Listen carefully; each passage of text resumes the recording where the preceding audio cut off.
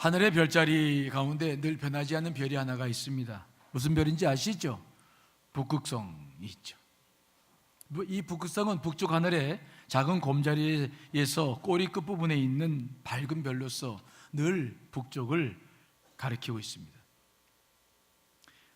이 별은 움직이지 않는 것처럼 보이고 계절에 상관없이 늘 자기 자리를 지키고 있어서 옛날 사람들은 이 북극성을 보면서 밤에 길을 찾을 수 있었다고 말합니다. 나침반도 없었고 지도도 없었고 내비게이션도 없었던 시절, 사람들은 북극성을 보면서 길을 찾아 나섰던 것이었죠. 낯선 길을 가다가 길을 잃었을 때에는 그 북극성을 보면서 여행의 방향을 조정했던 별이었죠. 그러니까 이 북극성은 길을 잃을 때마다 여행자들의 길을 인도하는 좋은 안내자가 되었죠.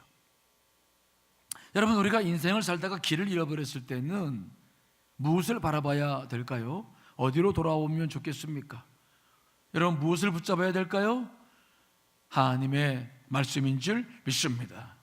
왜냐하면 주의 말씀은 내 발의 등이요 내 길의 빛이라고 말씀하셨기 때문이죠. 우주 만물을 말씀으로 지으셨고 그 우주 만물을 지으신 그 말씀 안에 모든 삶의 원리와 또 우리가 걸어가야 될 길을 담아 놓으셨죠.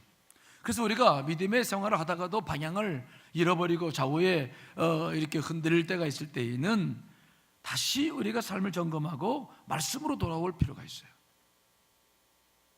오늘도 여호수아가 그 일을 하고 있어요. 그들은 요단강을 건넜습니다. 또 여리고성을 무너뜨렸습니다. 아이성 앞에서 실패했으나 다시 실패를 역전시켜서 그들은 승리했어요. 하지만 그 일을 경험하고 난 다음에 여호수아는 자기 민족을 다 데리고 어디로 오느냐? 말씀 앞에 세울 수 있는, 모세가 이미 요단강을 건너기 전에, 모세가 하나님의 부름을 받기 전에 이미 말씀하셨던 그 말씀을 지키기 위해서, 그리고 그들을 말씀 위에 다시 세우기 위해서 그들을 이제 한 곳으로 인도해 오고 있는 것입니다. 자, 오늘 본문 말씀 30절로 32절의 말씀을 읽어보겠습니다. 시작.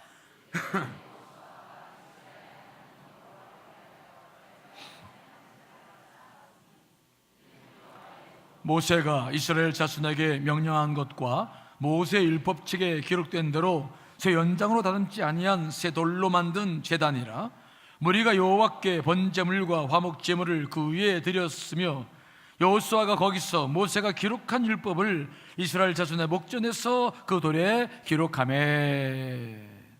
지금 여호수아가 이스라엘 백성들을 이끌고 가는 곳은 아이성에서 약 32km 떨어져 있는 세겜 지역이라는 곳으로 그들을 이끌어 가고 있었습니다. 이것은 약 이틀 정도의 행군이 필요한 거리였어요. 그 세겜 지역에는 유명한 두 산이 있었는데 바로 에발산과 그리심산이었습니다. 에발산은 해발 940m의 산인데 나무 한 그루가 없는 돌산이었어요. 반면 그리심산은 855m의 산으로서 산림이 우거진 산이었습니다. 이 두 산은 너무 대조적이었어요. 그리고 이 두 산 밑에는 골짜기가 하나 있었는데 마치 원형 경기장과 같은 골짜기여서 작은 목소리로 해도 모든 사람이 들을 수 있는, 그 200만 명이 되는 그 이스라엘 민족들이 다 들을 수 있는 그 골짜기가 여기에 있었습니다. 그래서 여호수아는 아이성에서 실패하면서 다시 어렵게 역전을 시켜 나오면서 그 아간의 범죄로 말미암아 흔들렸던 그들의 삶을 다시 추스리고 말씀 앞에 그들을 세우기 위해서 지금 세겜 지역으로 그들을 전부 이끌어 오고 있었어요.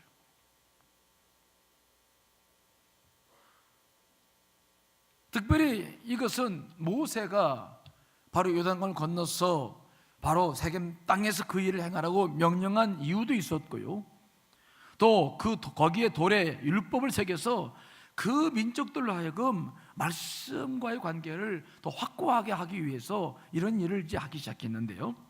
자, 먼저 모세가 명령했던 유언의 말씀을 한번 찾아봅니다. 신명기 27장 4절 8절 말씀 읽습니다. 시작. 너희가 요단을 건너거든 내가 오늘 너희에게 명령하는 이 돌들을 에발산에 세우고 그 위에 석회를 바를 것이며 또 거기서 내 하나님 여호와를 위하여 제단 그 돌단을 쌓되 쇠연장을 대지 말지니라.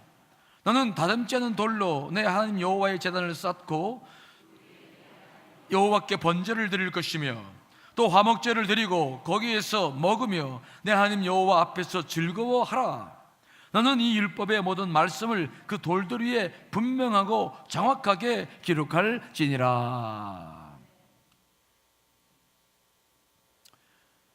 모세는 여호수아가 출애굽 20대를 이끌고 요단을 건너가서 가나안 땅을 점령해 갈 때 그 세겜 땅에 들어가거든 그 에벨산에서 제단을 쌓고 그 돌들에게 말씀을 기록해서 그 말씀들을 다 나누라고 분명히 이야기를 했습니다.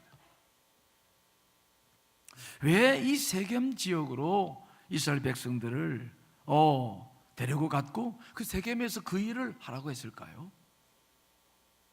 여러분, 이 세겜이라고 한 지역은 이스라엘 백성들에게는 대단히 의미 있는 곳이었습니다. 왜요? 거기에서 아브라함이 처음으로 갈대아 우르에서 가나안 땅에 도착했을 때 거기서 첫 번째 제단을 쌓고 예배를 드렸던 곳이었고, 그때부터 하나님께서 이 땅을 주시마 약속하셨던 것이 바로 여기였습니다. 자, 여러분, 창세기 12장 6절 7절 말씀을 읽어보겠습니다. 시작. 아브라함이 그 땅을 지나 세겜 땅 모래 상수리 나무에 이르니 그때 가나안 사람이 그 땅에 거주하였더라. 여호와께서 아브라함에게 나타나 이르시되 내가 이 땅을 내 자손에게 주리라 하신지라. 자기에게 나타나신 여호와께 그가 그곳에서 제단을 쌓고, 그러니까 아브라함이 하나님 나라를 이루기 위해서 처음으로 부름받아서 가나안 땅에 왔을 때 처음으로 제단을 쌓았던 곳이 어디라고요? 바로 이 세겜이었어요. 그렇기 때문에 하나님께서는 그 제사를 받으시고 그 땅을 이 민족들에게 주겠다고 약속을 처음 하던 것도 그 세겜 땅이었어요. 이 땅이었어요. 최초로 예배를 드렸고, 그때서부터 이스라엘 백성들에게 그 땅을 주시마 약속하신 땅이 어디였느냐? 바로 세겜이었어요. 굉장히 의미가 깊고 뜻이 깊은 땅이었죠. 그래서 여호수아가 이스라엘 백성들과 더불어 요단을 건넌 다음에 바로 이 세겜 땅에 와서 에벨산에 제단을 쌓고 제사를 드리면서 아브라함으로부터 시작되었던 하나님의 약속이 드디어 실현되었음에 대해서 감사하고, 그리고 지금까지 인도해 주셨던 신실하신 하나님 앞에 감사의 제단을 쌓으면서 앞으로 남아있는 가나안 정복도 바로 약속의 그 말씀 속에서 이룰 것을 다짐하는 놀라운 역사가 여기에 행해지고 있는 것을 우리가 보는 것입니다. 그러므로 오늘 우리가 이 여호수아의 이 말씀을 보면서 기억해야 될 것은 하나님의 신실하심입니다. 아브라함에게 말씀하시고 지금 여호수아가 그것을 이루기까지 얼마 만에 시간이 걸렸냐면 역사를 따져보면요 750년이에요. 몇 년이요? 안 놀라시네. 750년 만에 그 땅에 돌아와서 예배를 드리는 거예요. 여호수아가 750년이라는 시간을, 참 놀라운 일 아니겠습니까? 아브라함에게 약속하신 그것이 모세와 여호수아를 통해서 750년 만에 이루어지는 거예요. 하나님은 세월이 아무리 흘러도 자신의 역사, 자신의 약속을 이루어 주시는 줄 분명히 믿습니다. 그분은 신실하신 분이십니다. 그래서 여호수아가 그 신실하신 하나님께 감사의 제단을 쌓고 다시 말씀 앞에 민족을 세우는 역사를 지금 이루는 겁니다. 얼마나 놀라운 일이에요. 여러분, 우리도 그 신실하신 하나님을 믿어야 될 줄 믿습니다. 하나님의 약속의 말씀은 반드시 이루어집니다. 근데 우리가 기억해야 될 것은 뭐냐면 너무 근시안 쪽으로 하나님의 약속의 말씀을 보면 안 돼요. 아브라함에게 약속하신 말씀이 몇 년 만에 이루어졌다고요? 750년 만에 이루어졌어요.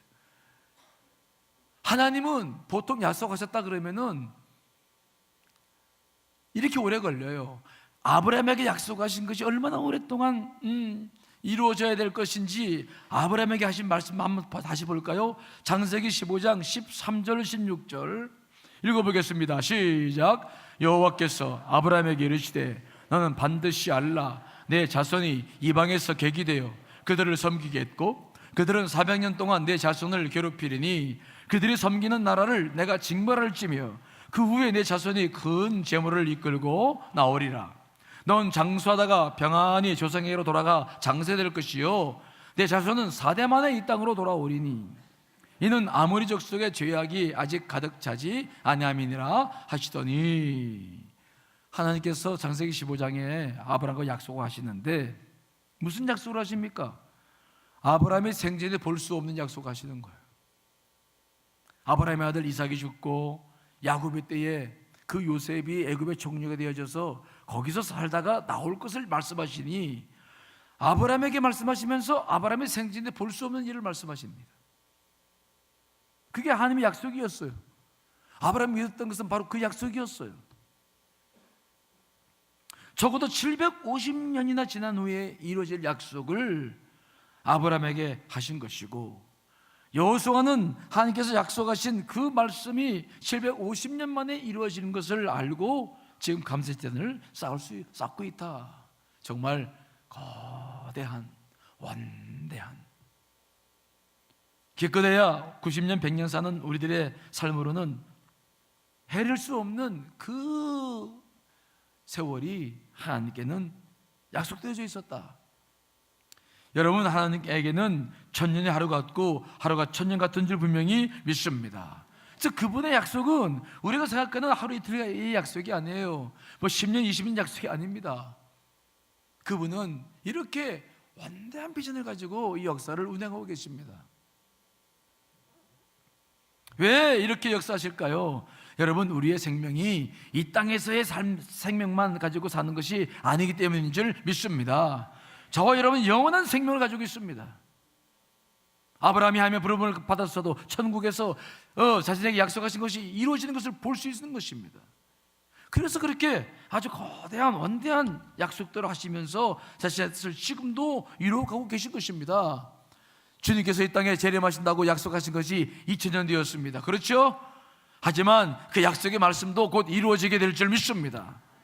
하나님의 약속의 말씀을 우리가 그래서 원대하게 보셔야 돼요. 여러분, 저와 여러분에게 약속하신 그 하나님의 약속은 지금도 이루어지고 계신 줄 믿습니다. 그러므로 근시안 쪽으로 바라보지 마시고 하나님 믿을 때에 영원의 관점으로 우리가 신앙생활을 해야 할 필요가 있다는 사실이에요. 제가 미국으로 유학가기 전에 제 절친한 친구가 있었는데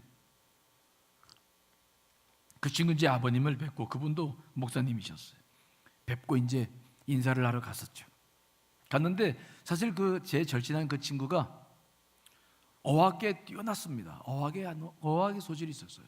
그래서 그 친구 헬라어, 히브리어 정말 잘해서 다들 성서신학을 공부하면 좋은 학자가 될 것이라고 기대를 했는데 그만 그 친구가 여러 가지 사정 때문에 저랑 같이 유학을 떠나지 못했어요. 그래서 그 아버님께 인사를 드리러 갔었거든요. 가서 제가 이제 친구랑 같이 못 가게 된 것에 대해서 좀 서운함을 표시했더니 그때 그 아버님이 그런 말씀하시더라고요. 민 목사, 염려하지 마. 반 목사가 유학을 떠나지 않는다고 해서 왜 서운하게 생각하나? 하나님께서 꼭 그게 필요하다면은 반 목사 보낼 것이고, 또 뭐 그렇지 않으면 또 반 목사 아들이 가겠지. 아들도 또 필요 없으시다면 그 다음에 손주도 가겠지. 뭐 그걸 그렇게 급하게 생각하나? 하나님의 역사는 그렇지 않아. 저는 그 얘기 듣고 놀랐어요. 처음에. 아니, 어떻게 하나님의 역사를 저렇게까지 몇 대까지 생각하시나? 난 당장 뭔가를 보고 싶고. 그런데 그 아버님은 그렇게 생각지 않으시는 거예요. 그냥 하나님의 역사를 넓게 생각하고 이 땅에서부터 저 영원까지 생각하시는지 제가 그때 그 친구 아버님의 이 말씀을 듣고 큰 도전을 받았어요. 여러분, 하나님 약속의 말씀을 믿되 너무 가깝게만 바라보지 않으시기를 간절히 축원합니다. 너무 근시안적으로 바라보면 우리는 좌절하기 쉽고 낙심하기 쉬워요. 그러나 하나님께서 우리에게 주신 약속의 말씀을 좀 더 길게 보고 멀리 보면 우리는 힘들고 어려운 삶 속에서도 여유를 느끼고 정말 낙심하지 않게 될 줄 믿습니다. 저도 늘 그렇게 생각해요. 저도 우리 가문에서 저부터 믿고, 제가 아브라함이죠. 저부터 믿고 시작하잖아요. 이제 우리 예인이 시인이가 이제 2대째인데, 그러니까 이제 햇병아리지 이제 겨우. 그러니까 저도 그렇게 생각지 않아요. 하나님께서 저에게 하실 만큼 하시면 또 이제 우리 신이, 그 다음에 손주들이 또 하나님 나라를 이뤄가겠죠. 넉넉하게 생각하는 거예요. 다만 우리가 지금 해야 할 일은 뭐냐? 어떤 상황 속에서도 희망의 씨앗, 축복의 씨앗을 잘 심어야 될 줄 믿습니다. 말씀 안에서 잘 심으면 하나님께서 거두실 때에 거두게 하시고 이루실 때 이루게 하실 거 아니겠습니까? 여러분, 하나님의 약속의 말씀은 정말 분명히 이루어진다는 것을 믿으시길 간절히 축원합니다. 750년 만에, 성경은 그렇게 우리들에게 영원한 세계에 이르기까지 우리에게 그 소망의 말씀을 우리들에게 주시는 거예요. 자, 그런데 오늘 본문의 말씀을 통해서 제가 또 도전받는 것은 뭐냐면, 오늘 여호수아가 하나님께 제단을 쌓을 때 보니까 특이한 점이 있는데, 철로 다듬지 않은 새 돌로 제단을 만들어서 거기에서 제사를 드리라, 그렇게 말씀하시거든요. 자, 다시 31절 말씀 한번 읽어보겠습니다. 시작.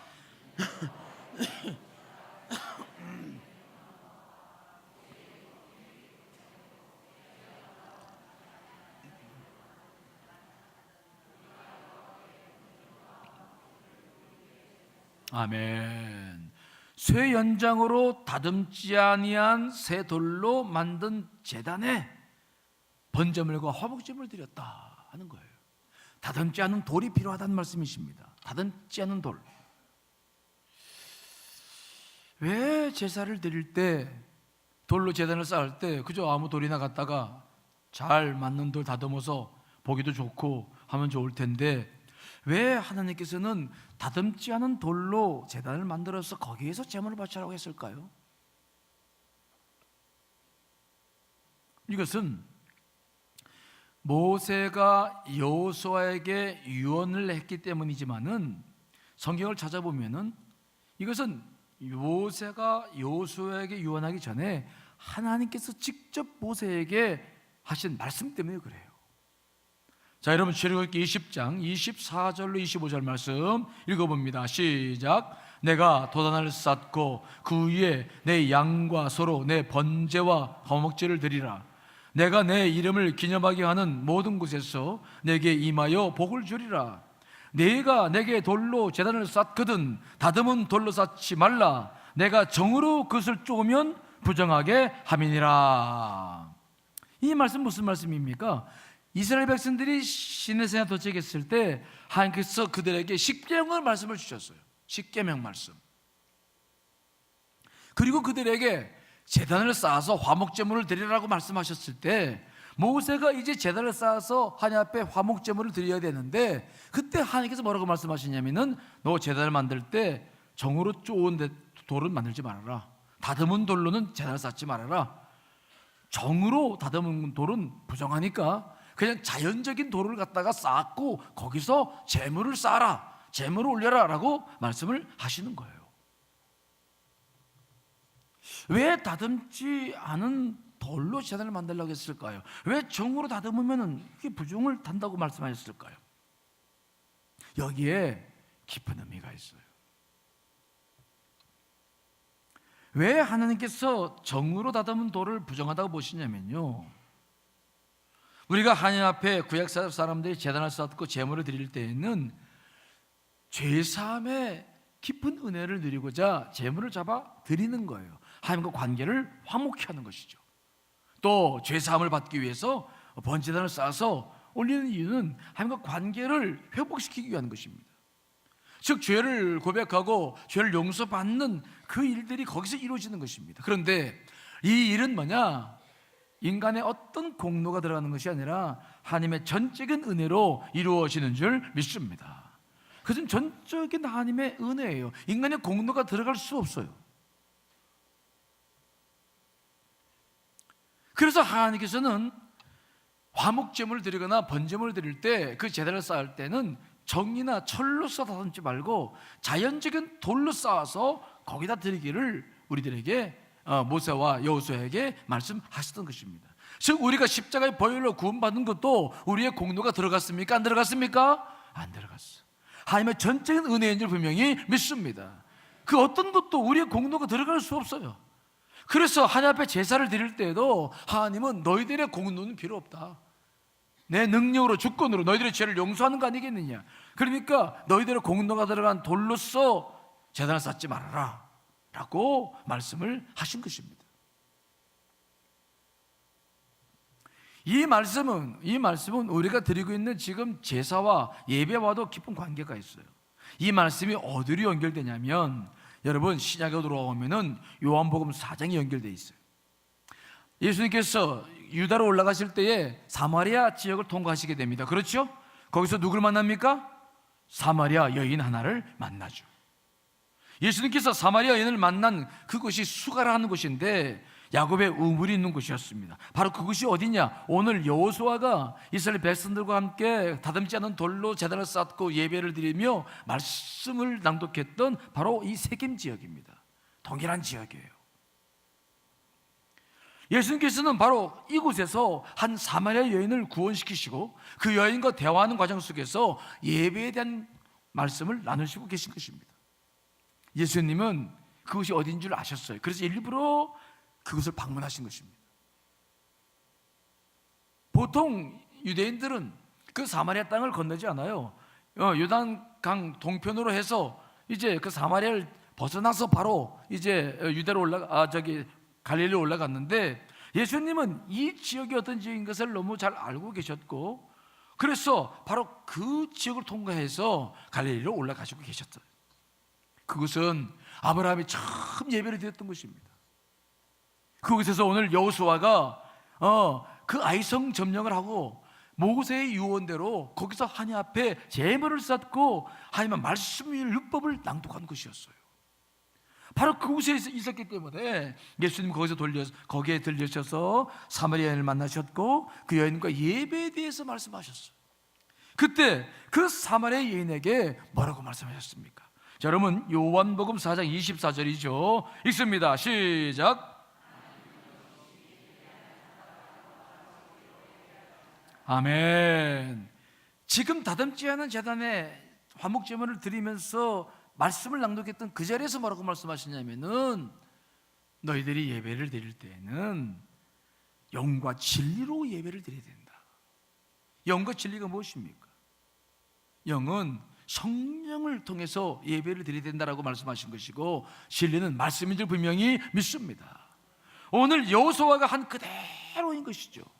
하나님의 영으로 또 진리의 말씀으로 바로 모든 것을 드리라고 말씀하신 것과 동일한 내용입니다. 그래서 예수님은 그런 전통 속에서 그 지역에서 그 세겜 지역에서 사마리아 거기에서 말씀하고 있는 것을 우리가 보는 것입니다. 예수님께서도 그래서 뭐라고 말씀하셨느냐? 예배를 드릴 때 너희들의 공로는 필요 없다. 너희들의 공로가 필요한 것이 아니라 나의 십자가의 보혈, 하나님의 놀라운 능력이 필요한 것이다. 그러므로 영과 진리로 예배를 꼭 드려야 된다라고 신신당부를 하고 계신 거예요. 예배는 우리가 은혜 받는 것이 아닙니다. 축복받는 것이 아닙니다. 먼저 하나님 앞에 영과 진리로 드려야 될 줄 믿습니다. 그 영과 진리로 예배를 드리고 난 다음에 받는 것이죠. 그래서 예수님께서도 우리가 예배를 드릴 때에 오늘 여호수아가 다듬지 않은 돌로 제단을 만들고 화목제물을 드린 것처럼 우리에게 영과 진리로 예배를 드리라고 하신 말씀이 그대로 기록되고 있는 거예요. 그러므로 우리가 예배를 드릴 때마다 여러분 자꾸 받으려고 하지 말고 정말 영과 진리로 예배하실 수 있기를 간절히 축원합니다. 그렇게 해서 그분으로부터 우리가 은혜와 축복을 받는 것이죠. 우리 교회에 다듬지 않은 돌로 제단을 만들어 놓은 곳이 있죠? 있죠? 어디입니까?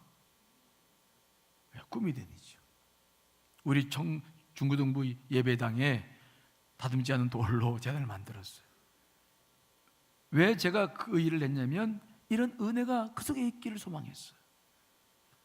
전적인 하나님의 은혜를 우리 자녀들에게 정말 주님께서 부어주시기를 소망하며 다듬지 않은 돌을 만들어 놓고 있는데 한번 가서 예배 드려 보십시오. 우리가 예배 드릴 때마다 이 은혜를 잊지 않으시길 간절히 축원합니다. 그분의 전적인 은혜가 우리한테 흘러야 돼요. 그런데 오늘 본문 말씀 보면서 제가 제일 은혜 받은 것이 하나가 있어요. 그것은 바로 뭐냐? 여호수아가 그곳에 다듬지 않은 돌로 제단을 만들고 그 위에 제물을 바친 후에 하나님께서 모세에게 주셨던 율법을 돌에 다 새깁니다. 자, 오늘 본문 32절이죠. 읽습니다. 시작. 여호수아가 거기서 모세의 기록한 율법을 이스라엘 자손의 목전에서 그 돌에 기록하며 그 돌에 다 율법을 기록하는 것입니다. 그때 가지고 있었던 성경이 모세 5경을 가지고 있었는데 장세기, 출애굽기, 레위기, 민수기, 신명기를 가지고 있었어요. 이 5가지의 책 모세 5경을 다 율법서라고 부르는 거냐, 이건 학자에 따라 좀 달라요. 특별히 레위기에 대해서는 다른 이견이 없는데 정말 창세기까지 다 기록했을까? 거기에 대해서는 학자들에 따라 많이 다릅니다. 그런데 중요한 것은 뭐냐? 그 돌의 율법을 다 기록했다는 거예요.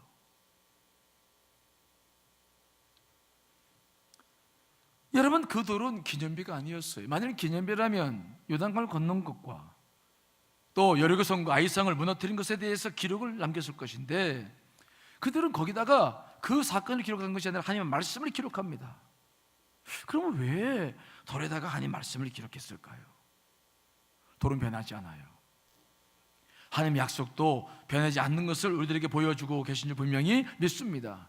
그리고 돌에 그 말씀을 새겨놓고서는 그 골짜기 정말 원형극장과 같아서 작은 목소리를 가지고도 다 들리던 그곳에서 여호수아가 이스라엘 백성 전체에게 그 율법의 말씀을 다 읽으며 그들의 가슴속에 말씀을 새기는 거예요. 돌과 같이 변치 않는 말씀을 너희들의 가슴에 새기라고 우리들에게 도전하고 계신 줄 분명히 믿습니다. 말씀이 아니고는 하나님의 능력을 이룰 수도 없고 너희들이 인생을 제대로 살 수도 없음을 그들에게 그곳에서 강력하게 말씀하시는 거예요. 다시 그들을 말씀으로 세우는 것입니다. 제 언약을 지키는 것입니다. 자, 오늘 본문의 말씀 33절로 35절의 말씀입니다. 읽습니다. 시작. 본토인뿐 아니라 이방인까지 여호와의 언약궤를 맨 네윗 사람 제사장들 앞에서 궤의 좌우에 서되 절반은 그리심산 앞에 절반은 에발산 앞에 섰으니 이는 전에 여호와의 종 모세가 이스라엘 백성에게 축복하라고 명령한 대로 함이라. 그 후에 여호수아가 율법책에 기록된 모든 것대로 축복과 저주하는 율법의 모든 말씀을 낭독하였으니 모세가 명령한 것은 여호수아가 이스라엘 온 회중과 여자들과 아이와 그들 중에 동행하는 거류민들 앞에서 낭독하지 아니한 말이 하나도 없었더라. 잘 보십시오. 한쪽은 에발산에, 여기는 민둥산이에요. 저처럼 머리가 별로 없는 산이에요. 여기는 돌산이에요. 돌산이고 그 앞에는 무슨 산이라고요? 여기는 그림신산이에요. 여기는 너무 숯불이 많고 너무 무거워졌어요. 너무 반대적인 것이에요. 그래서 이 그림신산은 무슨 산이라고 부릅니까? 축복의 산. 이 에발산은 무슨 산이라고 부릅니까? 저주의 산이에요. 그리고 그 가운데 골짜기가 있었는데 이 골짜기에 제사장들로 하여금 언약궤를 딱 지고 거기에 서게 만들어요. 그리고 이스라엘 민족들을 반을 딱 잘라가지고 한쪽은 그림신산에 세우고 한쪽은 에발산에 세워요. 그리고는 돌에 새긴 율법을 다 낭독하는 거예요. 그들은 그 말씀을 들으면서 그림신산도 봤다가 에발산도 받다가 하는 거예요. 하나님 말씀대로 순종하면 그 그리스도산처럼 그 복을 받을 것이라는 약속의 말씀이 펼쳐지는 것이고, 지금 말씀대로 살지 않으면 이 에발산처럼 이렇게 될 것이다 라는 그 말씀을 식청각 교육을 시키는 거예요. 지금 산의 모양을 가지고 그대로 축복과 저주가 무엇인지 보여주면서 그것을 재현하는 것입니다. 그러면서 그들로 하여금 선택하게 만들고 결단하게 만드는 것입니다. 자, 여호수아가 그 이스라엘 백성들 앞에서 돌의 말씀을 다 새기고 그리고 그들에게 다 말씀을 낭독했을 때 거기 모든 사람들이 다 들었어요. 그리고 결단하는 것입니다. 그렇다고 한다면 어떤 말씀이 여기에 새겨지고 어떻게 했을까 우리가 정확하게 알 수는 없어요. 하지만 모세가 한 마지막 신명기 말씀 속에서 보면은 축복과 저주가 대주된 말씀이 있어요. 이 말씀은 분명히 여호수아가 그때 덜에 기록하고 읽었을 것이라고 학자들도 말하고 저도 그렇게 생각해요. 오늘 저와 여러분도 그 말씀을 읽고 오늘 우리가 말씀 앞에서 삶을 결단할 수 있게 되시기를 간절히 축원합니다. 자, 그러면 그때 여호수아가 그 많은 사람들 앞에 그 돌에 기록해 놓고 말씀을 낭독한 것 중에서 축복의 말씀을 한번 볼까요? 자, 신명기 28장 1절 6절 말씀 우리 천천히 읽습니다. 시작. 내가 내 하나님 여호와의 말씀을 삼가 듣고 내가 오늘 내게 명령하는 그의 모든 명령을 지켜 행하면 내 하나님 여호와께서 너를 세계 모든 민족 위에 뛰어나게 하실 것이라. 내가 내 하나님 여호와의 말씀을 청종하면 이 모든 복이 내게 임하며 내게 이르리니 성읍에서도 복을 받고 들에서도 복을 받을 것이며 내 몸의 자녀와 내 토지의 소산과 내 짐승의 새끼와 소와 양의 새끼가 복을 받을 것이며 내 광주리와 떡반죽 그릇이 복을 받을 것이며 내가 들어와도 복을 받고 나가도 복을 받을 것이니라. 아멘. 여러분, 여러분들이 받고 싶은 복이 다 여기 있습니까? 없습니까? 잘 보세요. 오늘 이 말씀을 잘 보십시오. 성읍에서도 복을 받아요. 성읍에서는 농사 짓지 않고 장사하겠죠. 들에서는 뭘 합니까? 목축을 하고 농사를 짓겠죠. 성읍에서도 복을 받고 어디서도 복을 받아요? 들에서도 복을 받아요. 무엇을 하든지 복을 받아요. 그래서 여러분들의 몸의 자녀와 토지의 소산과 짐승의 새끼와 소와 양의 새끼가 복을 받아요. 이야. 여러분, 이런 복이 여러분 가운데 임하실 간절히 축원합니다.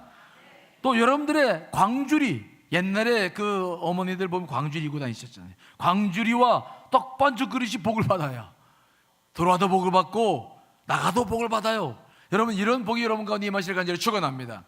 근데 이런 복은 어떻게 해서 들어온다고요? 누가 이런 복을 받는다고요? 여러분, 자, 우리 방송실 다시 1절과 2절 말씀 한번 보여주세요.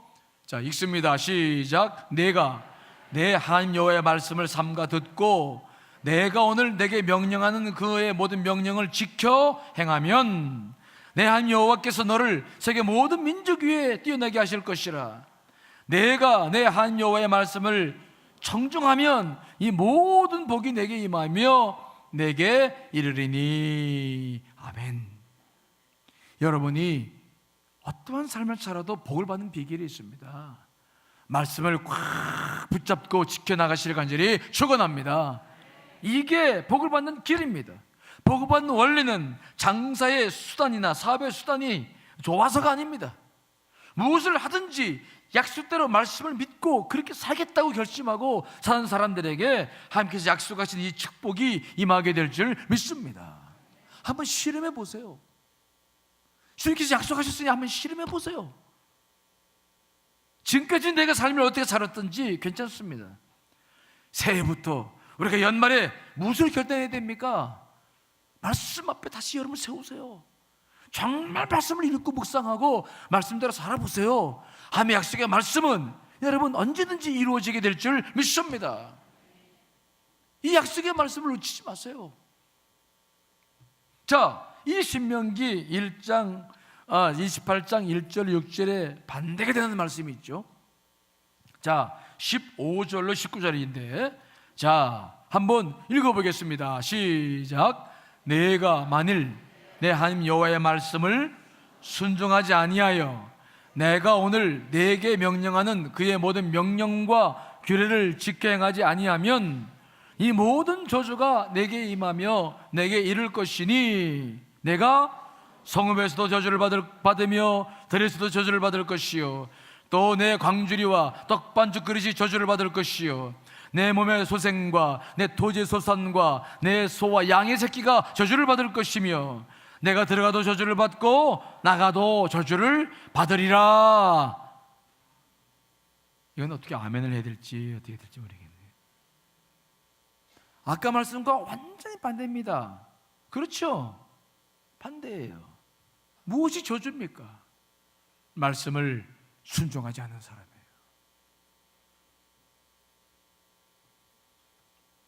말씀을 따라 살지 않는 사람이에요.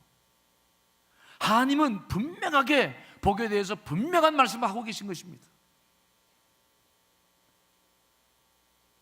여러분들이 말씀과 관계를 어떻게 맺느냐에 따라서 한쪽은 그리신산처럼 복이 될 수 있고 한쪽은 에발산처럼 그렇게 민둥산이 될 수 있어요. 여러분, 저처럼 되지 않으실 간절히 축원합니다. 그냥 머리에 숱이 있는 사람만 보면 저는 얼마나 부러운지 몰라요. 저는 우리 홍장호님을 존경합니다. 홍장호님의 머리도 너무 좋잖아요. 늘 한결같으시고 복이 많으신 장로님이시잖아요. 네. 여러분, 우리가 어떤 삶을 살 것인가를 결단하셔야 돼요. 오늘 여호수아는 요단까지는 건넜습니다. 여리고 선까지는 잘 했습니다. 그러나 거기서 그들은 무너졌어요. 아간이 시날산의 아름다운 외투와 금덩이와 은을 숨겨버리고 말았어요. 하나님 말씀 속에서 그들은 순종하지 못했습니다. 그래서 민족 전체가 아이성에서 패배했다가 하나님의 은혜로 다시 회복됐어요. 그리고는 그들을 다 어디로 데리고 왔느냐? 오늘 세겜 땅 에발산과 그리신산이 있는 곳으로 그들을 데리고 와서 모세가 명령한 대로 제단을 쌓고 거기서 율법을 기록하고 그 율법책을 그들 속에 다 낭독하면서 그들의 가슴 속에 심는 거예요.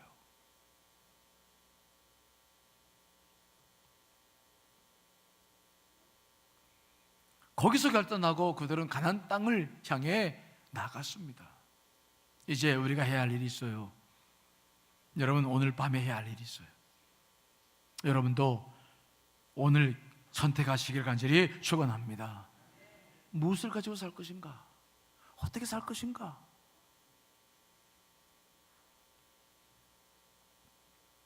지금까지의 삶의 고난이요 어려움이었어도 괜찮아요. 그러나 지금 우리가 오늘부터 삶의 방향을 축복의 길로 잡고 말씀 붙잡고 나아가면 놀라운 하나님의 은혜가 이곳에 임하게 될 줄 믿습니다. 여러분 가운데 임하게 될 줄 믿습니다. 이 약속의 말씀을 한번 꼭 믿어보십시오. 정말 순전하게 믿어보세요. 그리고 나아가 보십시오. 하나님의 약속의 말씀을 한번 정말 큰 마음으로, 정말 중심 어린 마음으로 받아들여 보십시오. 자, 여러분, 말씀을 한 군데 더 찾습니다. 시편 1편 말씀, 여러분들이 잘 알고 있는 말씀입니다.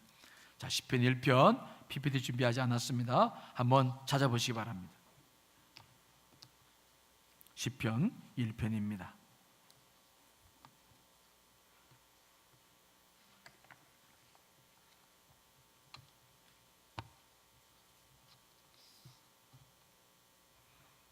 (1절로) (3절까지의) 말씀인데요, 우리가 또박또박 한번 같이 읽어봅니다. 시작. 복 있는 사람은 악인들의 꾀를 따르지 아니한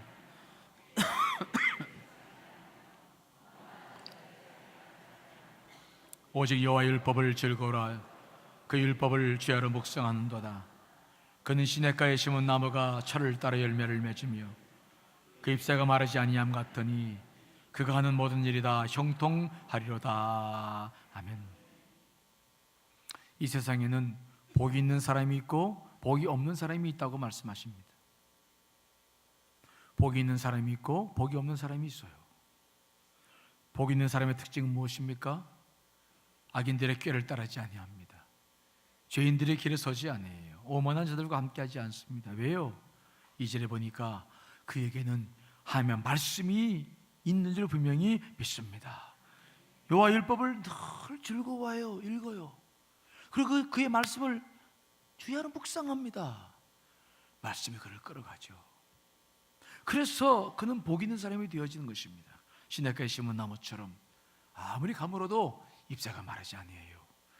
아무리 어떤 일이 있어도 열매가 그치지 아니합니다. 이런 축복이 전부 말씀과 관계가 됐다고 성경은 계속해서 말씀하고 계십니다. 돈을 위해서 기도하지 마세요. 복 달라고 자꾸 기도하지 마세요. 그거 기도하지 말라고 그래서 기도하는 게 잘못됐다 그런 말이 아니라 그걸 기도하기 전에 먼저 말씀 앞에 서도록 기도하시길 간절히 축원합니다. 하나님, 내가 말씀 앞에 먼저 서게 해 주십시오. 그러면 자연스럽게 우리가 그런 복을 향해 나아가게 될 줄 믿습니다. 이것이 우리가 살아가야 될, 결단해야 될 내용인 것입니다. 여호수아가 한 일이 무엇입니까? 하나님께서 그에게 강하고 담대하라고 말씀하시면서 그에게 하신 말씀이 무엇입니까? 넌 내 입에서 율법책을 떠나지 말게 하라. 주야로 율법책을 묵상하라. 여호수아에게도 동일한 말씀을 주셨죠.